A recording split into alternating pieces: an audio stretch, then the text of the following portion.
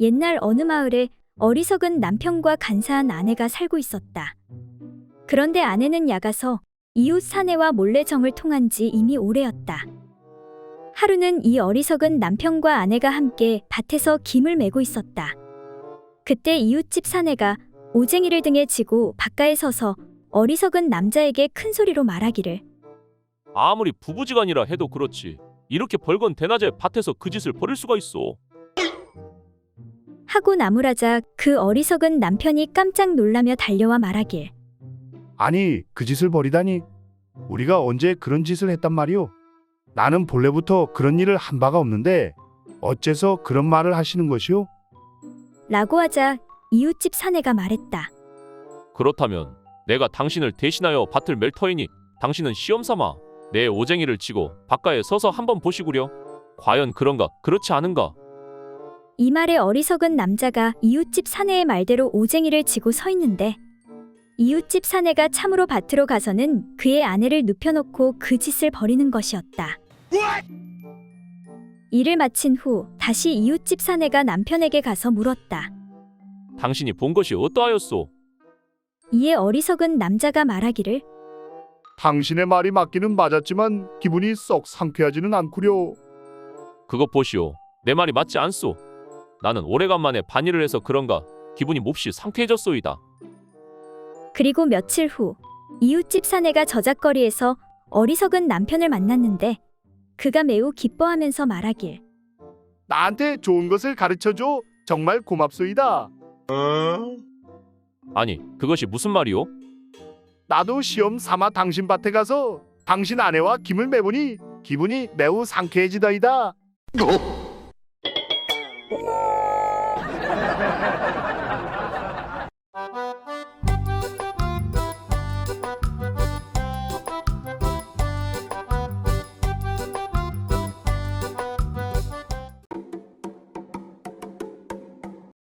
옛날 어느 고을에 사또가 새로 부임해 오게 되었다.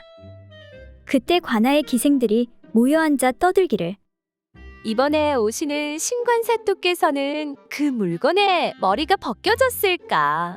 아니면 덮여져 있을까? 이에 다른 기생이 말하길, 사또의 물건에 머리가 벗겨졌는지 아닌지는 아마 내가 제일 먼저 알 수 있을 거야. 하며 제잘거렸다. 그 말을 들은 포졸 하나가 큰 소리로 꾸짖으며, 너희들의 행실이 지극히 나쁘구나.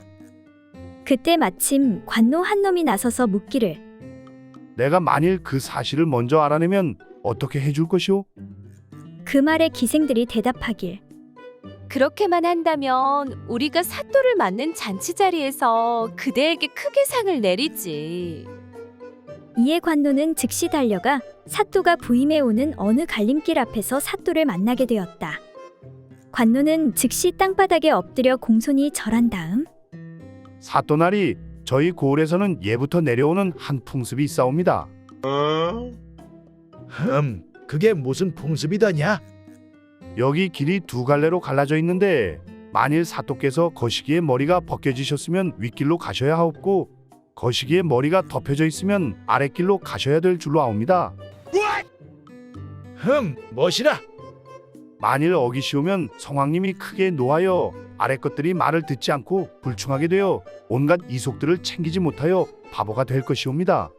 소인은 다만 사또를 위하는 일편단심에서 드리는 말씀이옵니다. 사또는 어이가 없었으나 꼭 참고 눈을 지그시 감은 채, 이게 대체 무슨 해괴한 풍습이더냐? 그렇다면 나는 아랫길로 가야 할 것이니라. 하여 아랫길로 가는데, 그때 마침 냇가에서 여인들이 하얀 허벅지를 드러내고 빨래를 하고 있는 것이었다. 이를 보고 갑자기 음심이 발동한 사또가 관노에게 말하길, 이보거라, 어서 말을 돌리거라. 다시 윗길로 가야겠다. 신관사또의 물건은 자연산 포경이었다고 한다.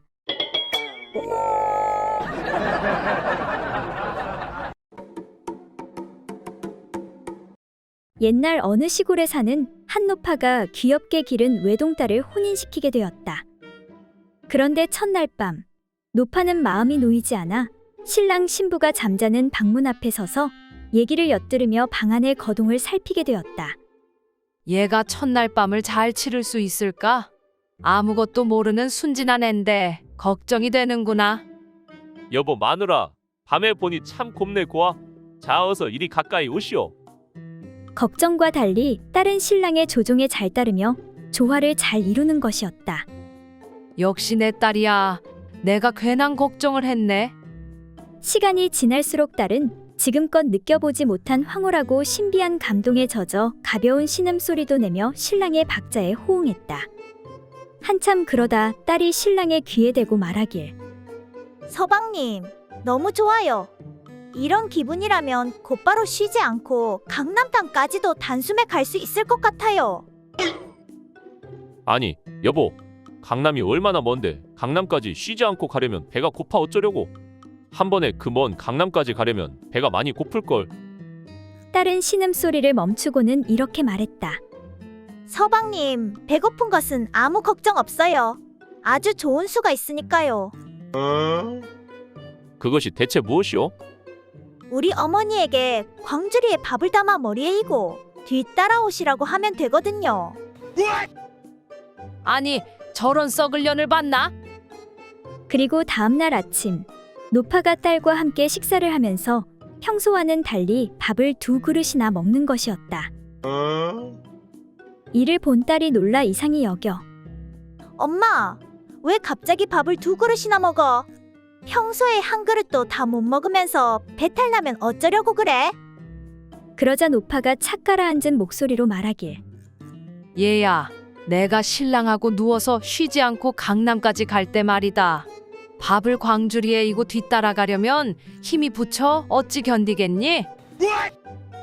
그래서 미리 밥을 2그릇씩 먹어두는 거란다. 그 말에 놀란 딸이. 그런데 엄마가 밥을 다 먹어버리면 우리는 뭐 먹어? 우리 먹을 게 없잖아.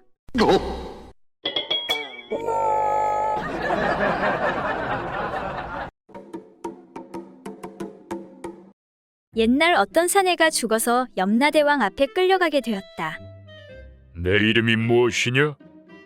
김칠복이라고 하옵니다. 그래 어디 보자.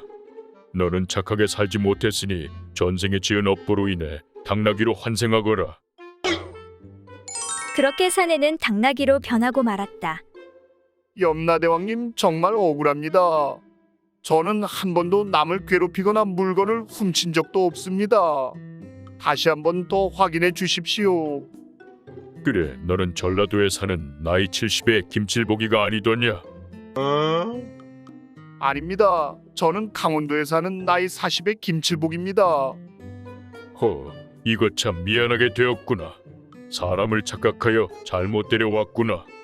다시 사람으로 환생시켜 줄 테니 시체를 장사하기 전에 얼른 다시 돌아가도록 하여라. 이에 사내는 크게 기뻐하며 자기 집으로 돌아왔다.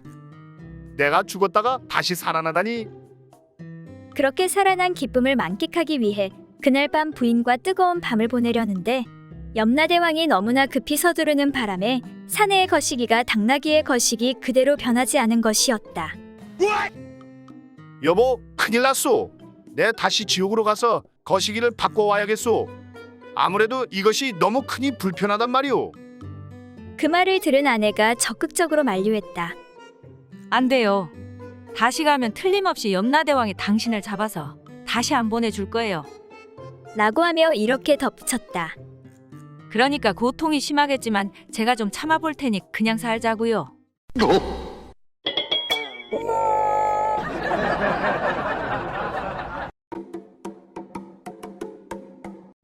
옛날 어느 마을에 건망증이 매우 심한 사또가 있었다. 이 사또는 오랫동안 일을 거들은 아랫사람들의 이름은 알고 있었지만 몇 년 안 된 사람의 이름은 기억하지 못하였다.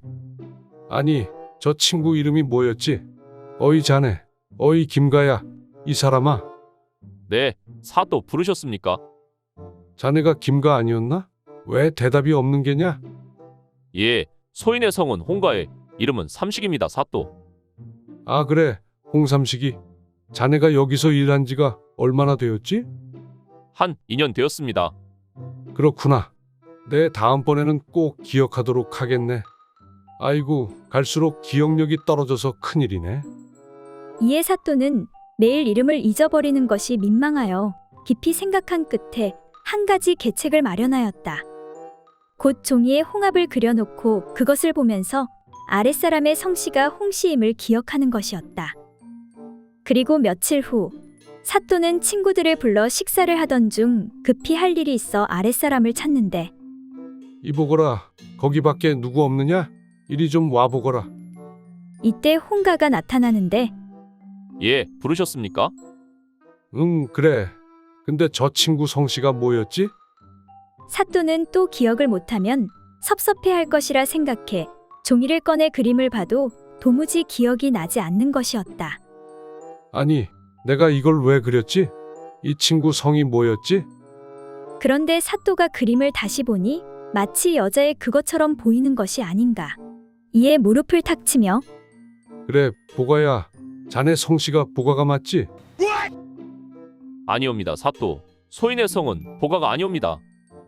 이때 옆에 있던 친구가 이런 무식한 양반아, 세상에 보가가 어디 있나? 자네 머리는 젊을 때나 지금이나 똑같군. 나 역시 그림을 보니 딱 하나 생각나는 게 있는데, 하며 말하길 그럼 자네 성씨가 옥가가 아닌가? 소인의 성은 옥가가 아니옵니다. 이에 다른 친구가 말하길 이런 멍청한 친구들 같으니라고 먹물개나 먹은 양반들이 왜 그러는가? 내가 그림을 보니까 딱 그걸 넣고 들락날락 하고 싶은 생각밖에 안 드는데 그러니 자네 성씨가 박가가 아닌가?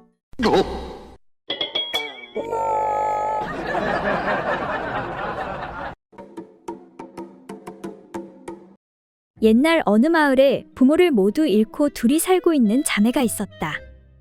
자매는 형편이 딱해 시집갈 엄두조차 내지 못하고 모두 나이 20이 넘어 혼기를 놓치고 말았다. 그러던 어느 날 자매가 모여 이야기를 나누는데 세상에는 남녀의 잠자리 즐거움이 있다는데 어떤 것인지 알았으면. 나 또한 그 일을 궁금히 여기는 중이요.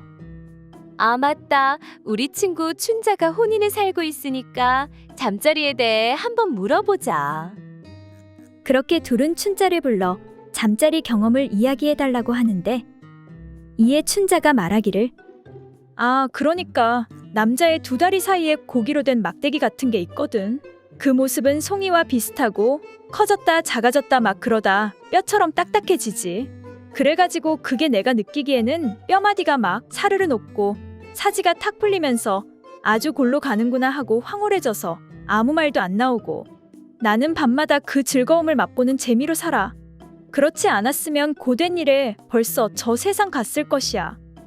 이야기를 들은 자매는 침을 삼키며 더 이상 들을 수 없을 정도로 어질어질했다. 우리 이럴 것이 아니라 조금 멍청하고 어리숙한 사내를 하나 꼬셔 겪어보는 게 어떻겠니? 그거 참으로 좋은 생각이요.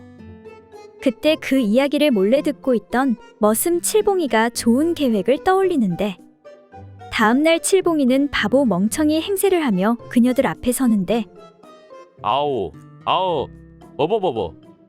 어머, 저자가 딱 우리가 찾는 사네요. 그래, 어서 빨리 집으로 데려가자. 그렇게 둘은 칠봉이를 집으로 데려가 배불리 밥을 먹이고 방 안으로 데려가는데 이게 뭐야? 별거 아닌데 그냥 물렁물렁 살덩인데. 그러게 별거 아니구만. 뭐 역시 소문은 소문이야. 잠깐 뭐야? 아니네. 이거 진짜 뼈네 뼈. 그거 참 신기하구만. 이 물건이 맛이 그렇게 좋단 말이지. 근데 어떻게 사용하는 거지? 그렇게 한참을 진도가 안 나가자 참다 못한 칠봉이가 거참, 거 동생은 거기 앉아 있고 언니가 먼저 여기 누우소. 거 참으로 답답하네, 답답해. 내가 확실히 알려줄 테니까 잘 배우더라니까. 그렇게 자매는 칠봉이에게 속았다는 것을 알게 되었지만 그래도 소원대로 칠봉이와 차례대로 일을 치르게 되었다. 그런데 자매들은 그 일이 너무 오묘하고 재미있어 몇 달을 밤낮으로 원없이 그 일만 했고 그 후 칠봉이는 며칠간 알아눕더니 결국 바보멍청이가 되었다고 한다.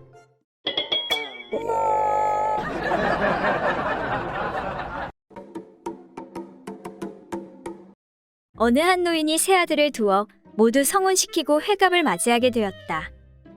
많은 음식을 차려놓은 상 앞에 앉은 노인에게 세 며느리가 차례로 나와 잔을 올리며 헌수했다. 먼저 큰 며느리가 잔을 올리면서 말했다.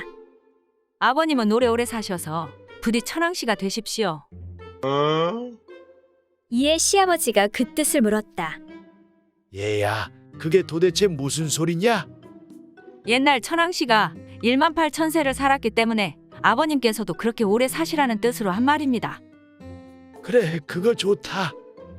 다음은 둘째 며느리가 잔을 올리면서 아버님은 지왕씨가 되십시오.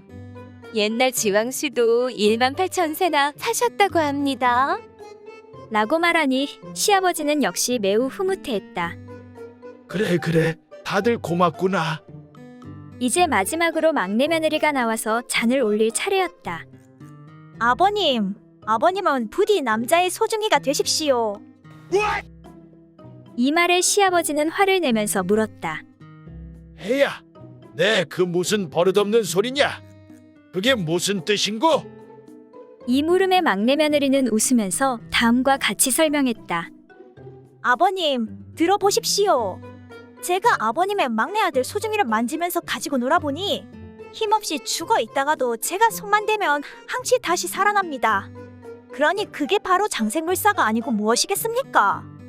그래서 아버님도 소중이처럼 죽었다가도 항상 다시 살아날 수 있게 되시라는 뜻입니다. 시아버지는 막내 며느리의 이 같은 설명을 듣고 매우 감격스러워했다. 해야, 내 말이 가장 마음에 든다. 내가 죽으면 언제라도 아기 내가 주물러 만져 소중이처럼 살아나게 해다오.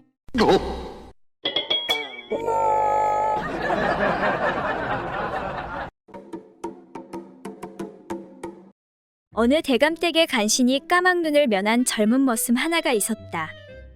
어느 나른한 봄날, 머슴은 볕따스한 텐마루에 걸터 앉아 독서 삼매경에 빠져 있었다. 아니 무슨 책이 이리도 재미있다냐? 머슴이 뺨을 붉게 물들여가며 개슴츠레한 눈으로 읽고 있는 그 책은 다름 아닌 소녀경이었다. 그런데 때마침 그곳을 지나던 안방 마님이 이 광경을 목격하게 되었다. 곁눈질로 책 표지를 살펴보고 난 마님이 깜짝 놀라며 물었다. 아니 너는 하라는 일을 안 하고 대체 못하려고 그런 유상한 책에 빠져 있느냐? 그 책에는 망측한 대목이 무척 많이 있다던데. 마님은 어처구니 없다는 표정으로 머슴을 바라보았다. 그러나 젊은 머슴은 얼굴색 하나 바뀌지 않고 이렇게 대꾸하는 것이었다. 하지만 마님, 그런 부분이라면 그렇게 염려하실 필요가 없습니다. 전 그런 대목은 죄다 빼놓고 읽거든요. 그 말을 들은 마님이 말했다. 오, 그래? 그런 좋은 방법이 있었구나. 그렇다면야 괜찮지. 그럼 나도 그런 대목은 빼놓고 읽을 테니까 그 책 잠깐 이리 줘보렴. 마님은 잽싸게 책을 낚아채 읽기 시작하는 것이었다.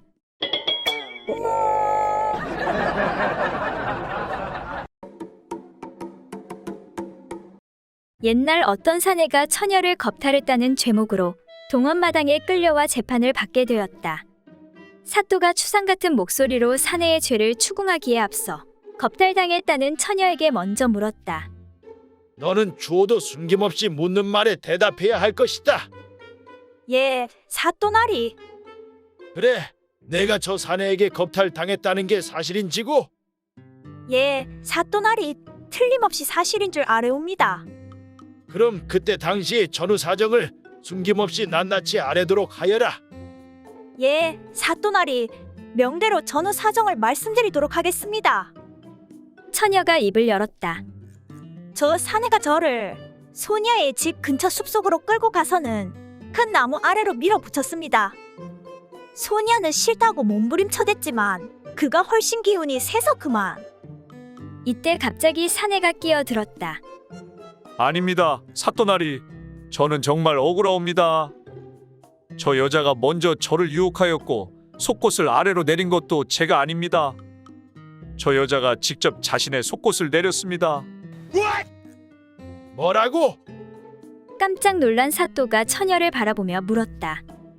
내가 스스로 속옷을 내렸다고? 그 말이 사실이냐?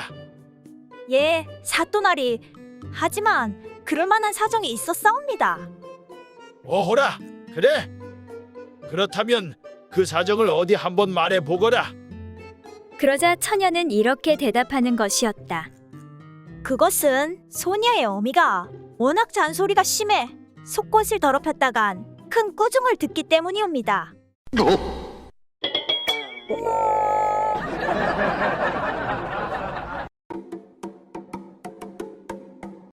어느 날 박진사댁 마님이 여종과 심한 언쟁을 벌이게 되었다. 화가 난 마님은 끝내 여종을 쫓아내기로 작정했다. 내 인연 당장에 이 집을 나가거라. 하지만 여종도 지지 않았다. 흥! 내가 나가라면 못 나갈 줄 알고요. 여종은 즉시 보따리에 짐을 챙기기 시작했다. 짐을 다 챙긴 여종은 일어서면서 마님을 노려보았다. 여종은 아직까지 분이 덜 풀린 모양인지 심술궂은 표정을 지으며 말했다. 마님, 한 가지 말씀드릴 게 있는데요. 나리께서 그러시는데 음식 솜씨로 보나 집안일 하는 것으로 보나 마님보다는 쇳내가 훨씬 더 낫다고 하던걸요. 여종의 말에 진사마님은 그저 눈만 흘길 뿐이었다. 그러자 여종이 이번에는 이렇게 덧붙였다. 그것뿐인 줄 아세요? 밤에 그거 하는 제주도 마님보다는 쇳내가 훨씬 뛰어나다고 그러던걸요. 인내심의 한계가 온 마님은 이제 더 이상 참을 수가 없었다. 뭐라고? 나리가 그런 말씀을 하셨단 말이지? 내 인연 어디 두고 봐라. 만일 그 말이 거짓이면 살아남지 못할 것이다. 여종은 이를 악물고 노발대발하는 진사마님의 표정을 고소하다는 듯 한동안 살펴보더니 잠시 후 얄밉게도 이렇게 말하는 것이었다. 아니요, 나리가 아니라 행랑채 오서방이 그러던걸요.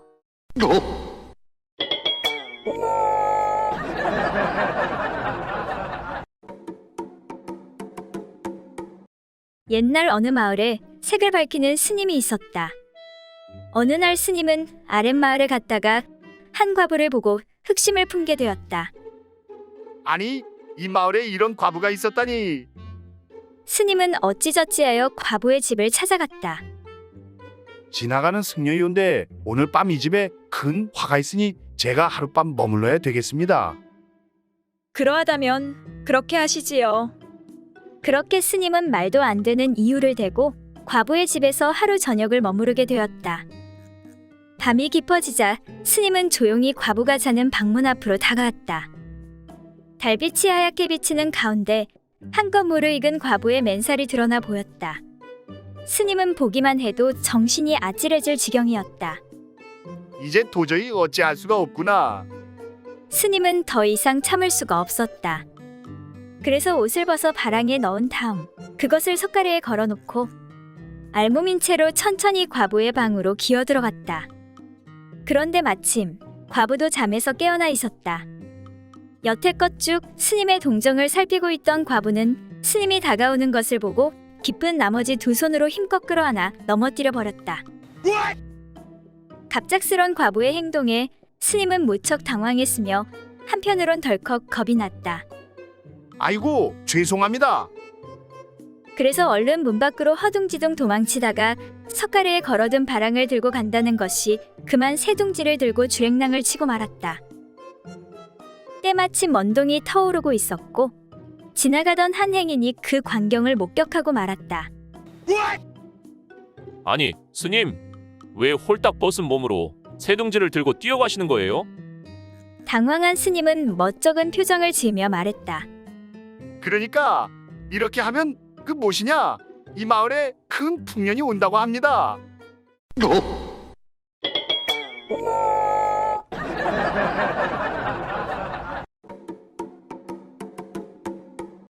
옛날 어느 마을에 술과 여자를 몹시 탐하던 사내가 있었다.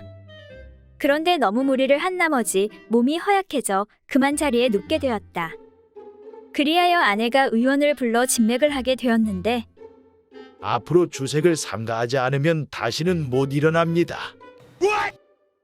아니 의원나리, 그게 무슨 말이요? 주색을 하면 죽게 된다는 것이요? 꼭 죽는 것은 아니지만 많이 위험하다는 것이지요. 세상에 그런 처방이 어디 있습니까? 여보, 이 의원은 아무래도 돌팔이 같은데 다른 영한 의원에게도 한번 더 물어봅시다. 그러나 다른 의원도 마찬가지로 말했다. 앞으로 주색을 삼가하지 않으면 두 번 다시는. 의원의 말이 채 끝나기도 전에 곁에 앉아있던 아내가 의원에게 눈을 흘기며 말했다. 뭐라고요? 다시 한번 천천히 말해보세요. 이에 의원은 아내의 내심을 눈치채고는 네, 그러니까 그저 술만 삼가시면 됩니다. 그리고 제가 약을 몇 첩 지어 드릴 테니 그걸 같이 먹으면 곧 기력을 회복하실 것입니다. 그날 밤 아내가 남편에게 운우의 정을 나눌 것을 청하는데 여보, 이제 약 처방도 받고 했으니 오랜만에 한번 해보자고요. 이에 남편이 말했다. 아니 여보, 내 병은 여색을 가까이 하면 더욱 심해진다고 의원이 그러지 않았소. 그러니 어찌 내 그런 일을 할 수가 있겠소. 이에 아내는 정색을 하며 말했다. 여보, 더 용한 의원이 그저 술만 삼가하면 된다고 하지 않았소. 그리고 옛말에 살고자 하면 죽고 죽고자 하면 산다고 하잖아요. 그러니 우리 한번 죽기 살기로 해보자고요.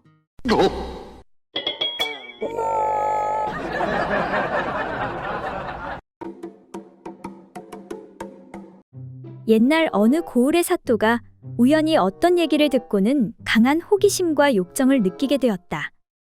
이 방은 잠깐 이리로 와보거라. 네, 사또 부르셨습니까? 거시기, 내 이런 말 하기 뭐한데 말이다. 최근 결혼한 관 노비인 칠구의 아내가 밖에서 들릴 정도로 흐느끼듯 운다는 소문이 있던데 그게 사실이냐? 네, 사또. 저도 직접 들은 적은 없으나 소문은 들어 알고 있는데 왜 그러시는지요? 그러니까 이거 참 말하기 뭐한데 비밀을 유지하겠느냐? 네, 사또. 절대 비밀을 지키겠습니다. 사실 우리 부인은 고귀한 집안 출신이어서인지 관계 때에도 늘 정숙한 태도를 유지한다네. 그러니 난 그게 늘 못마땅하고 재미가 없어서 말이야. 그래서 크게 우는 여자와 잠자리를 갖고 싶은 생각이 간절하거든. 사또, 그렇다면 저기 기생들도 많지 않습니까요? 그런데 왜 하필 노비의 아내를? 거야 기생들은 손님 비위 맞추려 가짜로 소리를 내는 것이지 않느냐? 이에 이방은 노비를 불러 이야기하는데 사또께서 이러쿵 저러쿵 그래서 자네 아내를 하룻밤만 빌려달라고 명하셨네. 그냥도 아니고 100냥이나 주신다고 말씀하셨네. 노비는 내키지 않았지만 어쩔 수 없이 사또의 명령에 따랐다. 네, 알겠습니다요. 하늘 수 없지요. 그렇게 사또는 노비의 아내와 잠자리를 함께 했지만 사또가 아무리 노력해도 노비의 아내는 울지 않았다. 본인이 알고 있거나 주워들은 온갖 기술을 사용해도 아무 소용이 없었다. 이에 실망한 사또는 다음날 아침 그 노비를 불러 물었다. 이놈아, 내 놈의 처는 하룻밤 내내 내가 아무리 재주를 부려도 울지 않으니 어떻게 된 일이냐? 이거 소문과 다르지 않느냐? 그러자 노비는 황송하다는 어조로 말했다. 사또, 사실 흐느끼는 소리를 낸 사람은 아내가 아니라 바로 소인입니다요.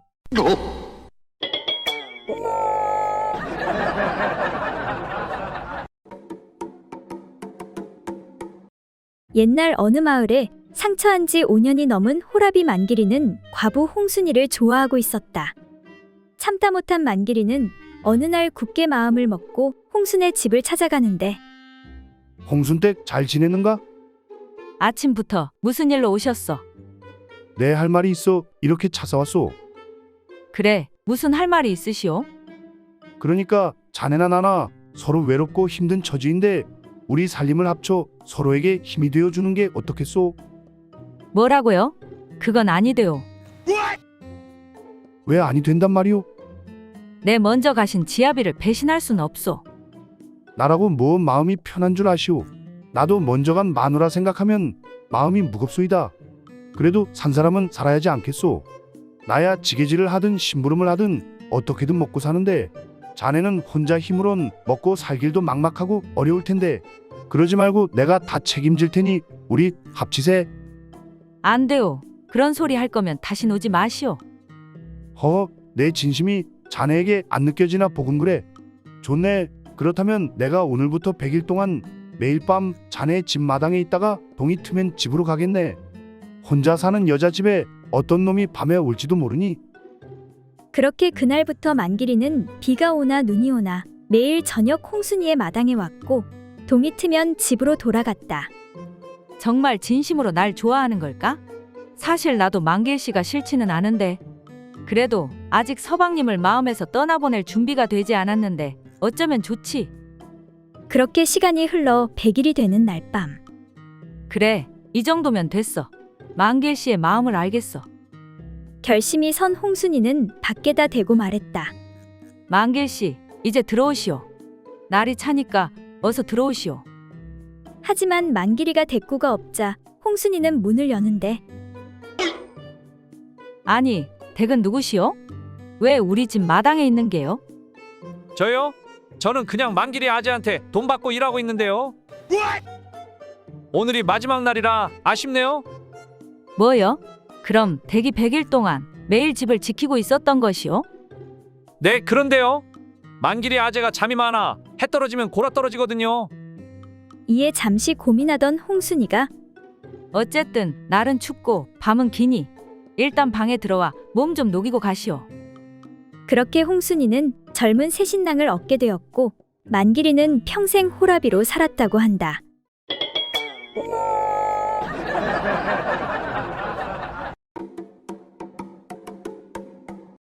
어느 날 하늘나라의 선녀가 지상에 있는 선녀탕으로 내려와 목욕을 즐기고 있었다. 개운해. 목욕을 다 마친 선녀가 하늘로 올라가기 위해 날개옷을 찾으니 옷이 없었다. 옷이 없어진 사실을 안 선녀는 몹시 당황하기 시작했다. 아니, 내 날개 옷이 도대체 어디로 간 거지? 그런데 그때 갑자기 펑하며 산신령이 나타났다. 옷도 옷이었지만 불쑥 나타난 산신령 때문에 놀란 선녀는 얼른 두 손으로 자신의 위쪽을 가렸다. 산신령이 선녀에게 말했다. 지금 무엇을 찾고 있는 것이냐? 잃어버린 저의 날개 옷을 찾고 있습니다. 그렇단 말이지. 그럼 잠시만 기다리고 있거라. 잠시 후 다시 나타난 산신령이 말했다. 자, 여기 이 금 날개 옷이 내 옷이 맞느냐? 그 날개 옷은 제 것이 아니옵니다. 그래, 그렇다면 잠시만 더 기다리고 있거라. 잠시 후 다시 나타난 산신령이 말했다. 그럼 이 은 날개 옷이 내 옷이 맞느냐? 아닙니다. 제 옷은 그냥 평범한 보통 날개 옷입니다. 그러자 산신령이 웃으며 말했다. 정말 정직한 선녀인지고. 그런데 선녀야, 아까부터 말인데 아래쪽이 전부 다 보이느니라. 그 말에 깜짝 놀란 선녀가 급히 두 손을 내려 아랫도리를 가렸다. 그러자 산신령이 다시 웃으며 말했다. 가리긴 뭘 또 가리느냐? 이제 볼 거 다 봤으니 보답으로 날개 옷 전부 다 가지고 돌아가도록 하여라.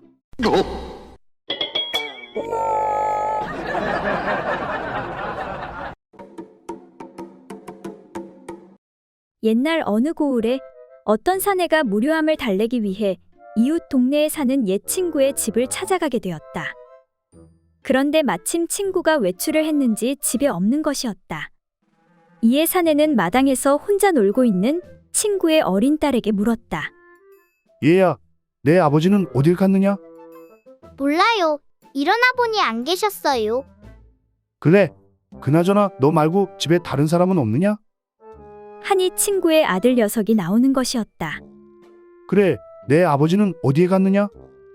하고 묻자 친구의 아들 녀석이 아마 갈 곳에 가셨겠지요. 뭐라고? 그게 무슨 소리냐? 아이의 당돌한 말에 괘씸한 생각이 든 사내가 꾸짖으며 다시 물었다. 이 녀석아, 너는 나이도 먹은 녀석이 어른에게 그게 무슨 말버릇이냐? 그래, 너는 나이가 몇 살이나 되었느냐? 건넌 마을 길동이 농가 동갑입니다. 그러냐? 그럼 그 길동이 나이는 몇이냐? 제 나이와 동갑이지요. 라고 답하니 사내는 더 이상 참을 수가 없어 목청을 돋우며 말했다. 이런 고얀 놈, 어른이 말씀하시는데 무슨 말대답이 계속 그 모양이냐? 내 당장에 내 녀석의 불알을 떼서 까먹어 버릴 것이다. 사내의 엄포에 놀란 아이가 되받으며 말했다. 아니, 어찌 다 큰 아이의 불화를 까먹을 수가 있단 말입니까? 못 까먹을 건 또 뭐란 말이냐? 그러자 아이가 다시 말하길. 어쩐지 꽤 많이 까잡수신 모양이네요. 보아니, 턱에 그렇게 털럭이 많이 붙어 있는 걸 보니. 뭐라고? 그래, 이놈아, 내놓은 것은 특별히 털을 다 뽑은 다음 톡 깨어서 기름을 발라 부쳐 먹을 것이다. 하니 옆에서 듣고 있던 딸아이가 아저씨, 저는 삶아 먹는 게 더 좋아요.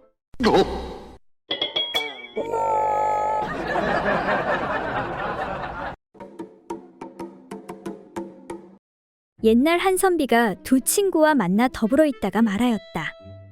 사람은 누구나 한 가지 이상의 고상한 버릇이 있기 마련이니 우리 각자 버릇을 말해보기로 하세. 먼저 한 친구가 말했다. 나는 봄이 되어 따뜻해지면 젊은 몰입꾼 몇 명과 더불어 사냥을 하지. 팔뚝에 보라매를 올려놓고 나아가 산마루에 서서 방울을 찬 개들을 놓아 채색빛 깃털의 아름다운 꽁을 찾아 수풀에서 날아오르게 하지. 그러면 금빛 눈동자와 칼 같은 깃을 가진 매가 번개처럼 날아 이단결 같은 꽁의 목을 잡아채어 날아올 때 꽁을 수습하고 다시 팔뚝에 올려놓지.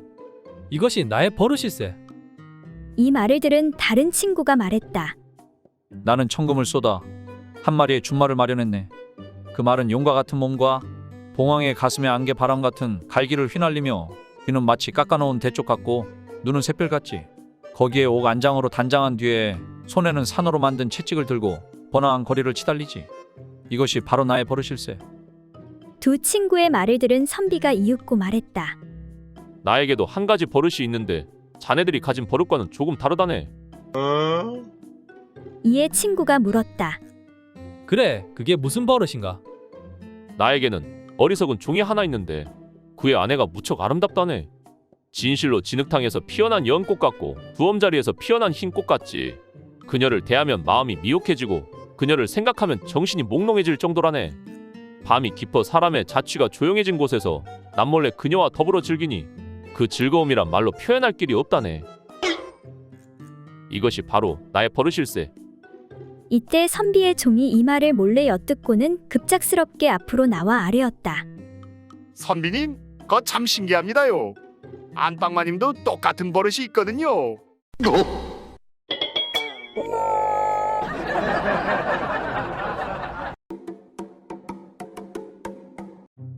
옛날 어느 고을에 어떤 대감집 하인들인 바보 노총각 칠복이와 어리석은 달자가 결혼을 하게 되었다. 두 사람은 혼례를 마치고 드디어 첫날 밤이 되었다. 달자야, 내 오늘을 손꼽아 기다렸다. 왜 손꼽아 기다렸는데? 다 알면서 뭘 묻고 그래? 사내들은 다 이날만 기다린다니까. 나는 도통 모르겠는데. 오늘부터 우리는 부부니까 이제 매일 너와 뜨거운 밤을 보내야 되겠구나. 그래, 좋아.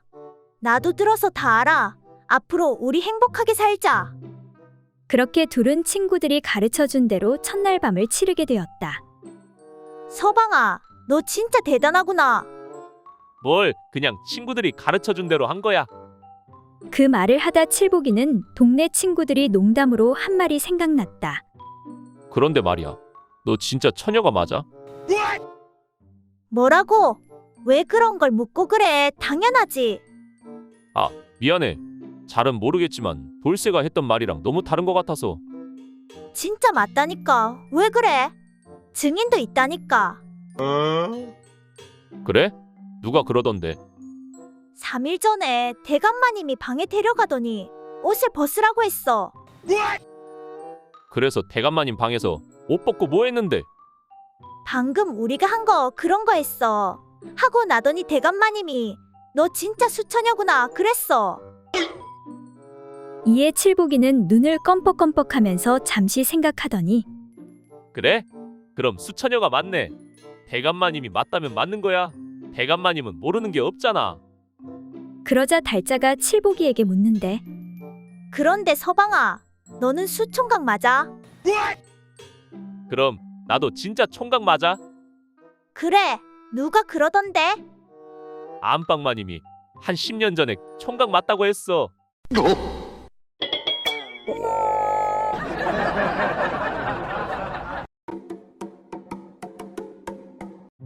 옛날 어느 마을에 약간 모자란 칠삼이가 결혼한 지 얼마 안 되어 모시는 어르신과 함께 한양길로 올랐다가 2달 만에 집으로 돌아왔다. 거참, 하도 집에 안 오니까 내 집도 까먹게 생겼네 그려. 그나저나 우리 이쁜 마누라를 오늘 밤새도록 아주 홍군형을 내줘야겠어. 그렇게 칠삼이는 집으로 들어가는데 임자, 나왔구려. 아니, 왜 이렇게 빨리 오셨소? 서너 달 걸린다더니. 일이 일찍 끝나서 그나저나 보고 싶었어. 우리 신혼인데 임자 혼자 매일 밤 얼마나 외로웠어? 난 괜찮소. 내 걱정은 하지 않아도 돼요. 내가 안 괜찮소? 오늘 아주 그냥 입에서 장군님 소리 나오게 해주겠소? 어머머, 씻고 오시오. 땀 냄새. 2달간 한 번도 안 씻었소? 아차차, 잠시 기다리시오. 그렇게 대충 씻고 온 칠삼이가 2달간 대감마님 혼자 기생집에서 놀고 나는 밖에서 얼마나 외로웠는지 아시오? 뭐라고요? 아니, 말이 헛나왔네. 어서 이리 오시게. 그렇게 즐거운 행사를 치른 후 이렇게 양기가 넘치는데 어떻게 참았소? 임자, 자네 생각하면서 참았지. 아직 9번 더 남았소. 기대하시구려. 으이구, 이 짐승. 그때 이웃집 양반이 문을 두드리며 아, 이보시오. 옆집에서 왔는데 거 시끄러워서 도저히 잠을 잘 수가 없소. 이에 칠삼이가 나가 말하길 아, 미안하오. 내 오랜만에 마누라를 봐서 흥분했소. 이 마을이 조용하다길래 이사 왔더니 밤이면 밤마다 허구한 날 절구질 소리에 여인네는 울어대지. 아, 미안하오. 앞으로 조심하겠소. 네, 들어보니 이 집 소리가 제일 커. 한 달 동안 매일 밤 쉬지 않고 울어대니 잠을 잘 수가 있어야지. 아니, 뭐라고요? 그 말이 사실이요? 아무튼 한 달 동안 울었다니 다행이구려. 하마터면 내 이쁜 마누라를 의심할 뻔했소. 아니, 그건 또 무슨 말 같지도 않은 소리요? 그러니까 내가 집을 2달 비웠으니 아마 다른 여자가 와서 한 달간 울고 갔을 것이오.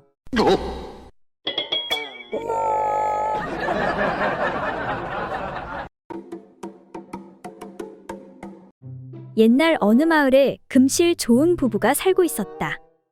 그러던 어느 날 갑자기 서방이 세상을 떠나게 되었다. 홀로 남은 과부 명자는 하루하루 통곡을 하며 슬퍼했는데 서방의 장례가 끝나고 시간이 지났어도 계속 애통해했다. 아이고 서방님, 나도 좀 데려가시구려. 나 좀 빨리 데려가시구려. 당신 없이 나는 더 이상 살아갈 의미가 없구려. 그렇게 1년 2년이 지나도 울음이 계속되자 이웃 사람들이 싫어했는데 이에 옆집 사내 팔보기가 아니, 아무리 그래도 산 사람은 살아야지. 저게 무슨 짓이야? 저 울음소리 때문에 잠을 잘 수가 있어야지. 저것은 분명 거짓 울음이 틀림없어. 내가 밝혀내겠소. 그리고 어느 날 밤 구름이 끼고 음침하며 보슬비까지 내리는 밤 팔보기는 명자의 집으로 가는데 그래, 오늘이야 말로 저 여인을 시험할 적당한 때로구나. 팔보기는 명자의 집에 몰래 숨어들어 절구공이를 부딪히는 소리를 내며 외쳤다. 마누라, 이복의 마누라, 나도 자네를 잊지 못해 이렇게 구천을 떠돌고 있네. 자네를 데려가려고 이렇게 찾아왔다네. 자네도 나와 함께 빨리 가도록 하세. 어서 방에서 나와 나를 따라오시게. 이렇게 몇 번을 소리치자 울고 있던 명자는 놀라 집 밖으로 나와 외치는데 여보 서방님, 물러가시오. 저리 썩 물러가시오. 다시는 오지 마시오. 아니, 매일 밤마다 자네를 데려가 달라고 그렇게 빌지 않았소. 나랑 함께 갑시다. 이러지 마시오. 나 더 살고 싶소. 그래서 어렵게 채소 장사하는 걸 당신도 아시지 않소? 그렇지. 그러니 어렵게 더 장사하지 말고 나랑 같이 저 세상으로 갑시다. 아니 돼요. 나 절대 안 따라갈 거요. 그러면 왜 밤마다 데려가 달라고 우는 것이오? 하니 명자가 우물쭈물하며 말하길 그건 날 데려가 달라고 우는 게 아니고 오이랑 가지가 싱싱한지 밤마다 시험하는 것이요. 그날 이후 명자의 울음소리는 더욱 커졌다고 한다.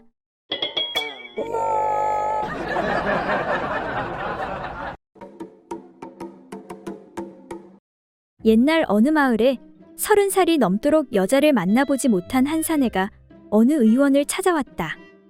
어서 오시오. 어떻게 오셨어? 안녕하시오. 내 소문을 듣고 멀리서 왔는데 의원님 안 계시오? 조금 전에 왕진 갔는데 무슨 일로 그러시오? 나한테 말해보시구려. 그러니까 부끄럽지만 내 나이 30이 넘도록 여인을 만나본 적이 없는데 내 듣기로는 여기 의원에 그 피우기만 하면 향기로 여인을 바로 꼬실 수가 있다는 그 신비한 향초가 여기에 판다는 게 맞소? 맞소. 잘 찾아오셨소이다. 그렇지 않아도 마침 딱 한 개 남았다오. 정말 다행이구려. 한 개에 얼마나 하오? 30냥이요. 아니 무슨 향초 하나가 그리 비싸단 말이오? 이건 중국 왕족들이나 쓰는 귀한 향초란 말이요. 내 멀리서 왔는데 좀 깎아주시오. 좋소. 20냥에 드리리다. 정말 고맙구려. 그렇게 사내는 값을 지불하고 나가려다 머리가 번뜩하는데 요즘 사기꾼이 너무 많아서 그런데 내 한번 시험해봐야겠소. 사내는 그 자리에서 향초를 피우는데 방 안에 향내가 가득해지자 여인이 말하길. 어머머, 자기 너무 멋있어. 나랑 지금 한번 하는 게 어떻소? 어라, 이거 진짜 효과가 있네. 사기가 아니야. 그런데 여기서 괜찮겠소? 뭐 어떻소? 빨리 나 후끈후끈 도저히 못 참겠어. 그렇게 거기서 바로 거사가 이루어지게 되었다. 정말 고맙소이다. 복 받을 것이오. 감사하오. 그때 여인의 서방인 의원이 들어오는데 아니 이게 뭐요? 당신은 왜 벗고 있고 저 도망가는 사내는 뭐야? 둘이 뭔 짓거리를 하고 있었던 것이오? 이에 여인은 사실대로 다 이야기를 하는데 야 이 여편네야 그걸 자랑이라고 말해? 오늘 너 죽고 나 죽자? 아니, 여보 그럴 수밖에 없었어. 뭘 잘했다고 말대꾸야? 아니, 생각해 보시오. 그놈이 여기서 향초를 피울지 누가 알았겠어. 그런데 내가 넘어간 척 안 하면 당신이 사기꾼인 거 다 들통나는데 그러다 관아에 고발이라도 하면 어떡하오? 이에 할 말이 없어진 의원은 잠시 생각하다 다시 화를 내는데 아니 그건 어쩔 수 없다지만 당신은 왜 맘대로 열량이나 깎아주는 것이오?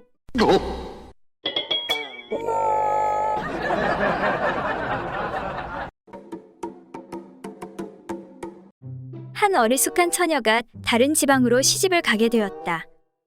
그런데 딸을 시집 보낸 어머니는 자나 깨나 딸이 실수하지 않을까 걱정이 이만저만이 아니었다.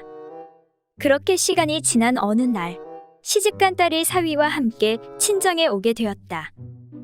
어머니와 딸이 이런저런 이야기를 나누던 중 걱정스러운 마음으로 친정어머니가 딸에게 물었다. 애야, 거기서는 실수하지 않고 잘하고 있니? 네, 언니가 가르쳐준 대로 잘하고 있어서 지금까진 아무 일 없었어요. 그래, 그거 참 다행이구나. 근데 그 마을은 우리 마을과 다른 풍속 같은 것은 없던. 사람 사는 것이 여기나 거기나 다 비슷하지요. 근데 한 가지만 다른 점이 있어요. 그래, 뭐가 다르던?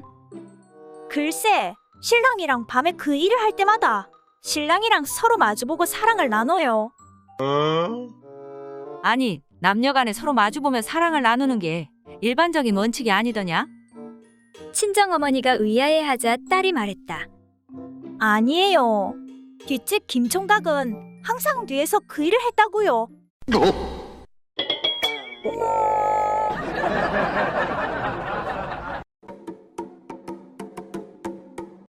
옛날 어떤 처녀가 출가하였는데 어느 날 그의 유모가 은근하게 물었다. 아씨, 어젯밤에 그 맛이 어떠하시던가요? 이에 신부가 말하길. 그 맛은 좋은 것 같기는 하지만 깊은 맛은 아직도 알 수 없는 것 같아요. 라고 하였다. 이에 유모가 그 맛은 인간에게 제일 좋은 맛이며 한창 흥이 일어 무르익을 때는 눈은 태산의 형태를 보지 못하고 귀는 천둥 소리를 듣지 못하게 됩니다. 아씨는 아직 그 일에 익숙하지 못하여 이와 같은 지극한 맛을 알 수 없을 것으로 생각됩니다. 하고 말하자 신부가 유모의 말이 지나친 말은 아닌 것 같습니다. 그런데 나는 아직도 그 극치의 맛을 알지 못하고 있습니다. 하고 대답하였다. 이에 유모가 그렇다면 아씨께서 오늘 밤 낭군님과 합방을 하실 때에 제가 문틈으로 어떤 물건 하나를 넣어 보일 테니 만일 아씨께서 그 물건을 알아보신다면 극치의 맛을 아직도 모르는 것이니 우리 한번 시험을 해보도록 하시지요. 하고 서로 약속을 하였다. 그 후 부부가 불을 켠 채로 합방을 하는데 그 즐거움이 극에 이르자 유모가 문틈으로 물고기를 살짝 보인 후 다음날 아씨에게 물었다. 아씨, 그것이 무엇으로 보이던가요? 하고 물으니 이에 아씨가 답하길. 길고 굴다란 것이 남자의 물건이 아니던가요? 그리고 모양을 보니 꼭 돌쇠의 물건이랑 비슷했어요. 아씨는 돌쇠를 통해 이미 극치의 맛을 알고도 남음이었던 것이다.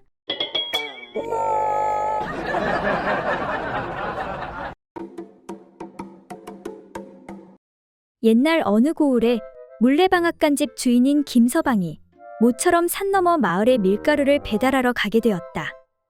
그런데 산 너머 그 마을 술집에는 얼굴 반반한 계집들이 있다는 소문을 들었기에 들떠 있었다. 계집들이 얼마나 반반한지 배달 마친 후 꼭 한번 둘러봐야 되겠구나. 하지만 그의 아내는 그걸 눈치채고는 아무래도 안심이 안 되어 김서방의 물건에 밀가루를 칠한 다음 남편에게 단단히 일렀다. 당신이 집에 돌아오면 검사할 테니 조심하셔야 합니다. 그러니 행여 함부로 털어내지 마세요. 만약 이 가루가 씻겨져 나갔다면 당신은 더 이상 이 세상 사람이 아닐 테니 아예 집에 돌아올 생각도 하지 마세요. 아내의 엄명에 김서방은 알았다고 대답하면서도 속으로는 딴 생각을 했다. 알겠소. 내 꼭 명심하리다. 제기랄 밀가루야 어딘들 없을라고. 김서방은 콧방귀를 뀌며 집을 나섰다. 김서방은 부지런히 배달을 마치고 돈을 받자마자 그 길로 마을 술집으로 가서 술을 마시고 여자들과 재미를 봤다. 그때 같이 따라온 박서방이 물었다. 자네가 주색을 좋아하는 건 알지만 괜찮겠는가? 무서운 마누라에게 걸리면 어쩌려고 그러나? 그런 무식한 여편네 하나 속이는 건 일도 아니지. 김서방은 흐뭇한 만족감과 함께 시치미를 뚝 떼고 저녁 늦게 집에 돌아왔다. 그런데 서방한테서 술 냄새가 풀풀 나자 아내는 지체 없이 남편의 바지를 내리고 물건을 검사했다. 자, 어디 한번 자세히 살펴보구려. 김서방은 밀가루를 새로 발랐기 때문에 큰 차이 없이 물건에 밀가루가 묻어 있었다. 내가 본디 술을 좋아해 술은 조금 마셨지만 몸가짐은 단정히 했구려. 그 말에 아내는 남편을 한번 쳐다보고는 물건에 묻은 밀가루를 손에 찍어 맛을 보더니 고래고래 소리쳤다. 야, 이 능청스런 사기꾼아. 밀가루 맛이 다르단 말이야. 난 가루에 소금을 섞었는데 이건 아무런 맛도 없잖아. 깜짝 놀란 남편은 서둘러 둘러대기 시작했다. 그러니까 그 무엇이냐. 내가 술 좀 깨서 오려고 꿀물을 타서 마셨는데 아마도 그것 때문에 짠맛이 사라진 것 같소.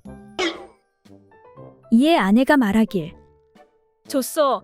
그렇다면 내 얼른 꿀물을 한 잔 타올 테니 한 잔 마시구려. 어디 단맛이 나는지 확인 좀 해봐야겠소.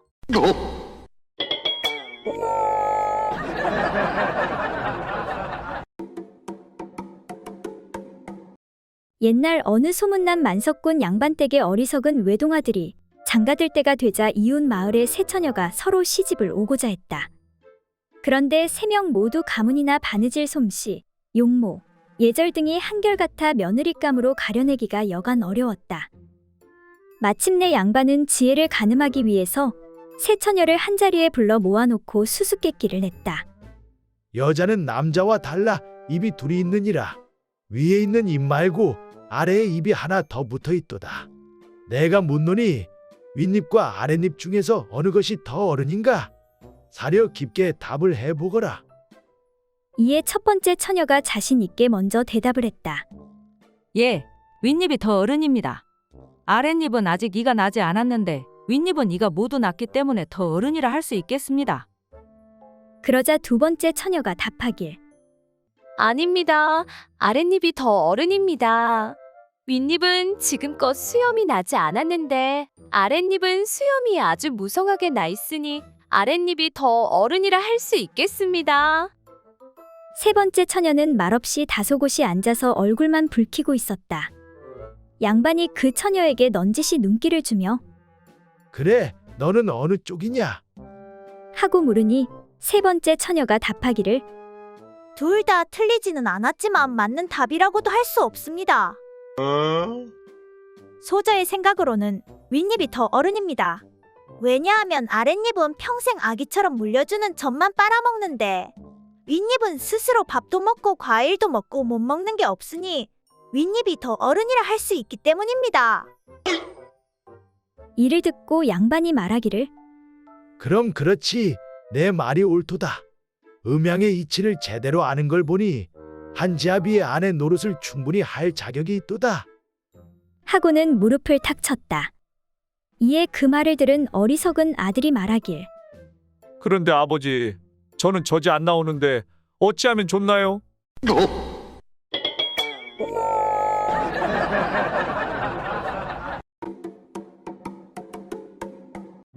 옛날 어느 마을에 덕자라는 여인이 이웃 여인들을 초대해 자신의 집에서 술을 함께 마시다 그만 셋 다 취해 잠이 들었다.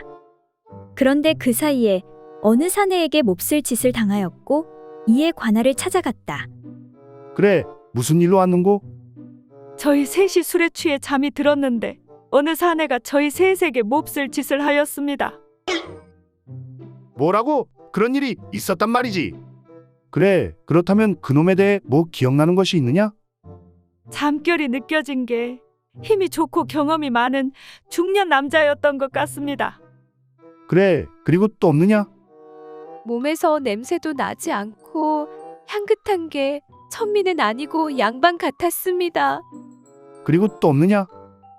손과 혀를 굉장히 잘 썼던 것 같습니다. 그래, 어떻게 말이냐? 자세히 한번 말해보거라.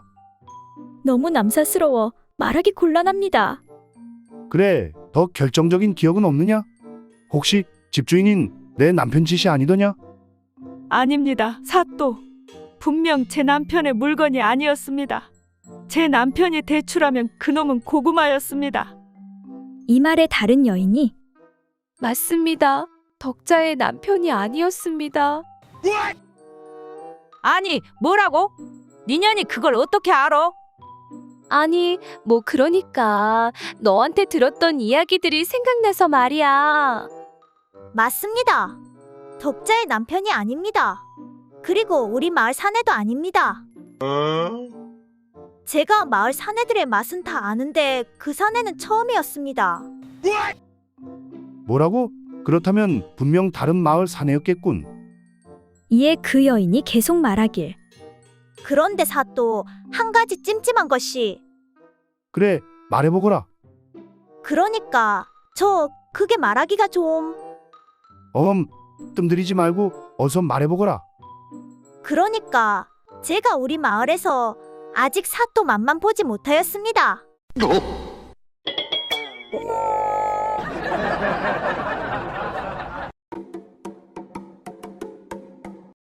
옛날 어느 마을에 금자는 오랜만에 과부가 된 친구 춘자를 찾았다. 외로울 거란 생각과 달리 춘자의 얼굴이 밝아 보여 다행이었는데 얼굴 보니 잘 지내고 있나 보네. 요즘 어때? 그냥 그럭저럭 지낼만해. 그건 그렇고 오랜만이네. 먹고 사는 건 좀 어때? 서방님이 많이 남겨주시고 가서 먹고 사는 것은 괜찮아. 일 안 하고 이것저것 취미 생활이나 하고 지내고 있어. 다행이다, 예. 그때 뒤로 머슴들이 지나가는데 못 보던 얼굴들이네. 응, 사내들이 좀 부족해서 젊은 놈으로 더 들였어. 그냥저냥 쓸만해. 아, 그렇구나. 근데 허여운 놈이 일을 잘해? 아님 검은 놈이 일을 더 잘해? 그러자 춘자가 다가와 속삭이는데 그게 말이야. 검은 놈 돌쇠는 힘이 아주 좋아. 그리고 허연 덕구는 기술이 아주 좋아. 어머머, 난 그거 물어본 게 아닌데. 어쩐지 그래서 외로워 보이지 않았구나. 그래, 그렇게라도 살아야지. 잘 생각했어. 하니 춘자가 탄식하며 그럼 뭐해? 다 부질없어. 응, 왜? 둘이 합쳐서 3분도 안 되는데. 아이고 내 팔자야. 얘 참 안 됐다. 머슴을 테스트해보고 드릴 수도 없고 그럼 우리 집 떡새를 닷새만 빌려줄까? 기본이 1시간인데. 그래, 그거 좋지. 역시 금자 너밖에 없다. 근데 그놈 흠이 하나 있는데. 기본이 1시간인데 흠이 좀 있으면 어때? 뭔데 그래? 인물이 더럽게 못생긴 거야?